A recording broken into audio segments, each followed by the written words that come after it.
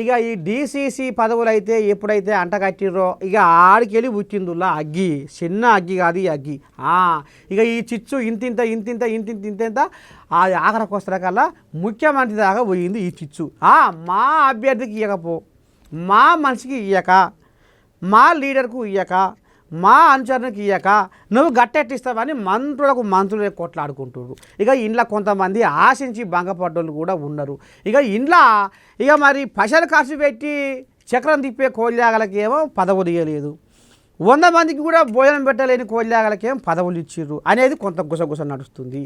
ఇక ఈ కచ్చపెచ్చ వ్యవహారాలల్లా ఇప్పుడు స్థానిక సంస్థల ఎలక్షన్లు వచ్చినాయి. ఈ సర్పంచుల ఎలక్షన్లు వచ్చినాయి. ఈ సర్పంచుల ఎలక్షన్లు మరి ఎట్లా ముంగడబడతాయి, ఏం చేద్దాము మరి? ఈ కచ్చపెచ్చ వ్యవహారం అంతా కాంగ్రెసు ఈ కోళ్ళాగలని కొట్లాడుకునే కోళ్ళాగలని మరి ఒకదానిపైకి వచ్చి ఈ సర్పంచుల ఎలక్షన్లల్లో మరి ముంగట వేసుకుంటాయా, లేకపోతే ఇక నువ్వు అటు నేను ఇటు అని కొప్పులు బట్టి మరి ఎట చేసుకుంటారు ఏం కథో. కానీ మొత్తానికైతే అసలు వస్తారా రారా అనేది మాత్రము ఉప్పు నిప్పు లెక్క తయారైందట ఇప్పుడు. మరి సర్పంచుల ఎలక్షన్లల్లో కాంగ్రెస్కు మాత్రము కొద్దిగంత అటు ఇటు కష్టకాలమే అన్నట్టుగా కూడా కథ నడుస్తుందిలా. చూడాలి మరి ఎట్టయిద్దో.